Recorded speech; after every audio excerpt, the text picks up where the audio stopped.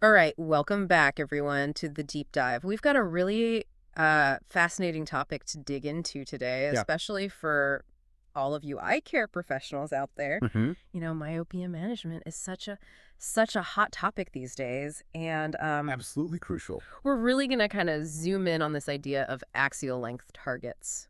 Yeah, I think that's a really, really good area to focus on, Axial length targets. especially because we have this great paper, Yeah. Axial Length Targets for Myopia Control by Chamberlain and Okay. his colleagues. All right. So Chamberlain et al. Hmm. So this paper, it's really interesting because it helps us think about like how we judge, Yeah, how we assess how effective our myopia control interventions are, right? absolutely. And I think, at the heart of it, what we're really talking about, how much can we slow down this axial elongation? Okay, so axial elongation. The eyeball stretching, right? The eyeball stretching, yeah. Which is, kind of the root of myopia progression in most cases. Yeah.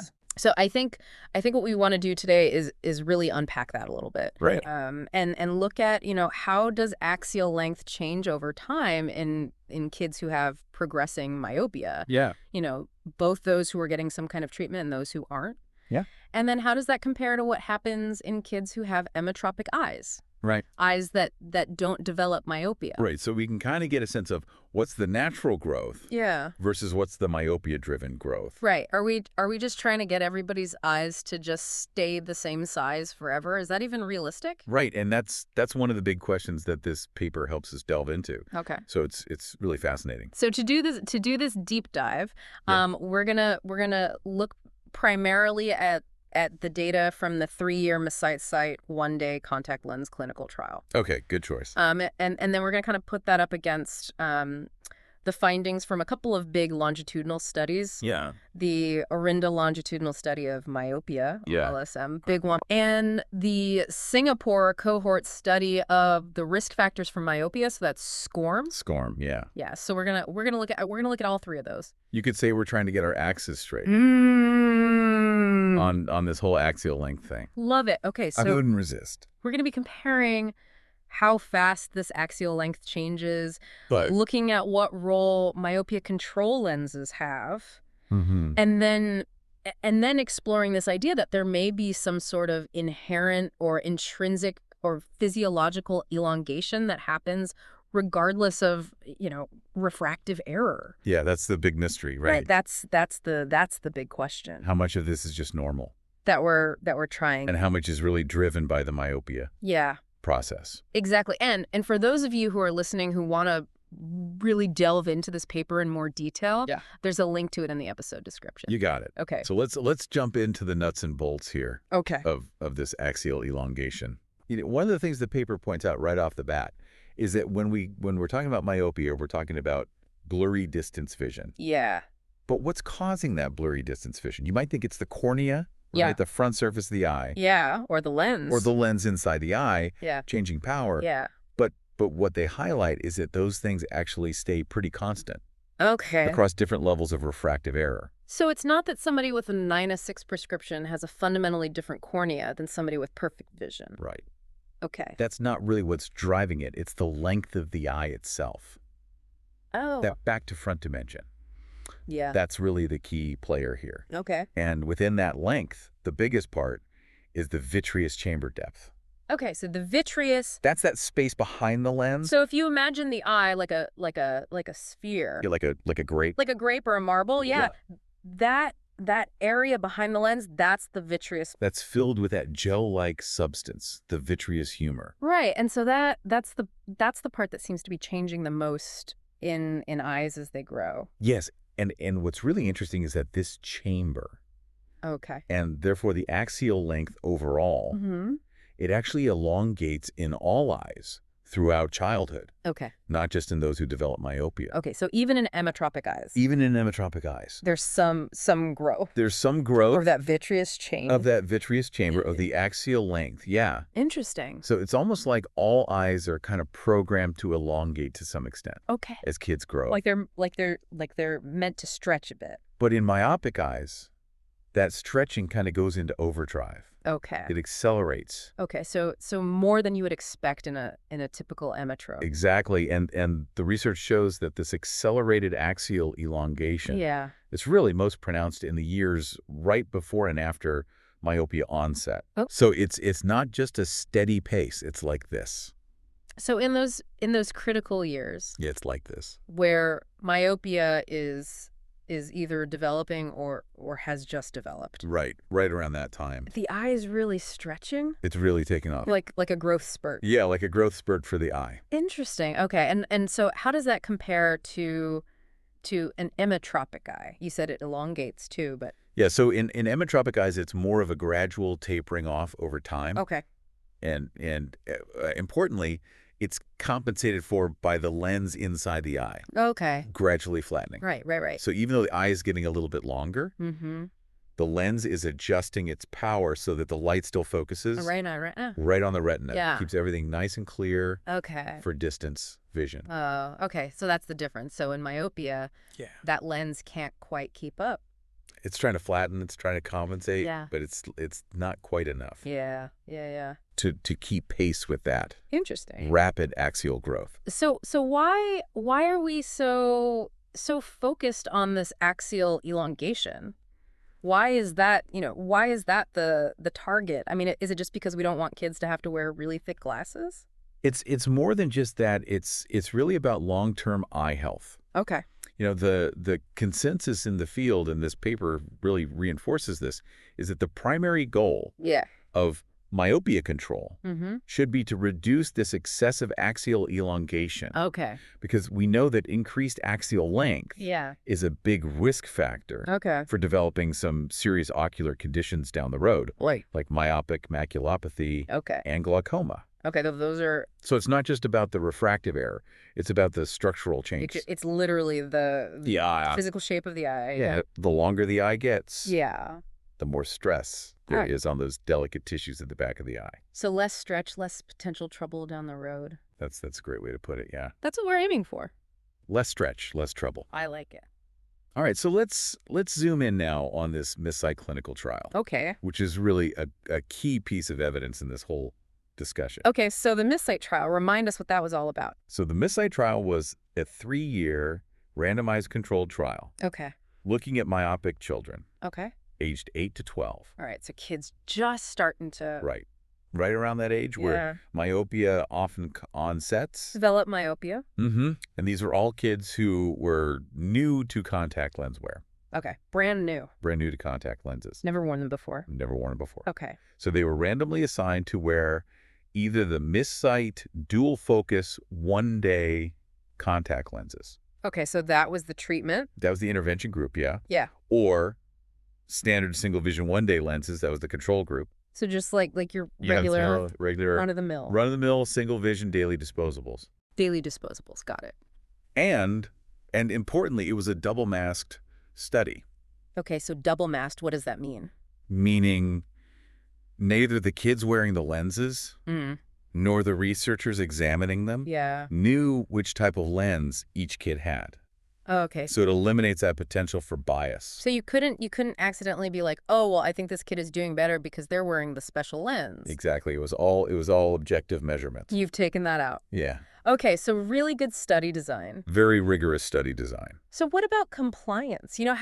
How good were these kids at actually wearing their lenses? I'm happy to report that compliance was excellent Okay. in this study, which is, really important. Especially with kids. Yeah, because if they're not wearing the lenses, Yeah. we can't really assess the treatment Well, effect. you're not going to get. But these kids were great. They were wearing their lenses on average Yeah. for over 13 hours per day on weekdays Wow. Okay. and more than 12 hours per day on weekends Dedicated. by the end of the 3-year period. Wow. So these kids were serious They were serious about their contact lens wear, about their contact lenses. Okay. which is really encouraging. Yeah. For the real world. Yeah. That this is actually something that could be implemented. Exactly. It's not just theoretical, like kids can actually do this. Okay, great. So compliance. Check. Check. 3 years go by. What happened? Okay, so after 3 years, what did they find? Yeah. The kids in the MISSIGHT group, they had significantly less progression of their myopia Oh, okay. compared to the single vision control group. Yeah. But the really juicy part for us today is the axial length data. Right. That's what we're here for. Right, so the untreated control group, they showed an average axial elongation of 0.62 millimeters over those 3 years. Okay. So their eyes grew by that much on average. Yeah. But the MIS-I-treated group, Yeah. they only elongated by 0.30 millimeters. Whoa. So less than half. Less than half Okay. over the same period. That's huge. That's a difference of 0.32 millimeters, Okay. which is statistically highly significant. Wow. So it's not just like, oh, it kind of looks like it might be working. Oh, no. This is a real difference. It's a real difference. Okay, great. So, and I'm assuming that, that change in refractive error and that change in axial length, were they related? Yeah, absolutely. They found a very strong correlation Okay. between the change in refractive error and the change in axial length. So the more the axial length changed, the more the myopia progressed? Yeah, with a correlation coefficient of -0.90, which is statistically very significant. Okay. So that really underscores the link between axial length and myopia. It's really, really driving that myopia development. Got it. So that mislight lens clearly had a notable impact. Yeah, it's doing something. But now what's really fascinating about this paper is that they then take that missight data and they compare it to the data from the OLSM and SCORM. Right. So remind us about those two studies. Yeah, so the Orinda longitudinal study of myopia, OLSM, Yeah. that was done in the U.S. Okay. And it followed children aged 6 to 14 years. Okay. So a slightly bigger age range. A little bit wider age range than the MIS-I study. Okay.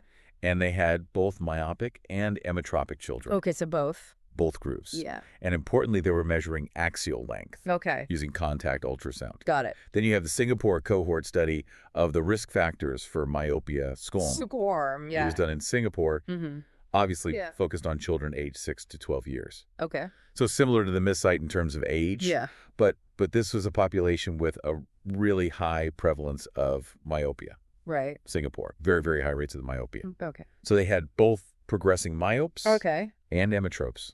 Okay. And again, they were using contact ultrasound to measure axial length. Okay. Got it. So two really good, robust longitudinal studies. Yeah. So how did they take that data though and compare it to the MIS-I kids? I mean, were they matching up individual kids? No, it wasn't a direct one-to-one comparison. Okay. They did something really clever. Okay. They used the published equations Okay. that describe axial length growth over time Yeah. from both OLSM and SCORM. Okay. So these equations basically tell you, based on a kid's age Yeah. and maybe some other factors, Yeah. how much you'd expect their axial lengths to grow Okay. over a certain period of time. So they basically made a little model Yeah, like a little predictive model. of how the eye would grow. Exactly. Okay. And then they used these equations Yeah. to create what they called virtual cohorts. Okay. Virtual cohorts. So basically groups of digital kids. Or like a digital twin kind of thing. Yeah, you can think of it that way. Okay. Who had the same age distribution All right. as the participants in the MIS-I trial. Okay. So they were basically saying, okay, let's imagine we had a group of kids Yeah. who were just like the MIS-I kids Yeah. in terms of their age spread. Mm-hmm. But let's see how much their axial length would have grown Okay. if they had followed the growth patterns Yeah. observed in OLSM or SCORM. So it's almost like creating a control group Yeah. based on these other studies. Based on this and- historical data. Yeah. And it allows them to kind of predict Yeah. what would have happened Yep. if those kids hadn't worn the MIS-I lenses. Right.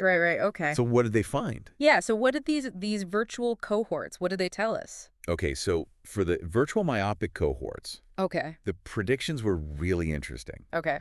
The OLSM model predicted a 3-year axial elongation of 0.70 millimeters. Yep. And the SCORM model predicted 0.63 millimeters. Okay.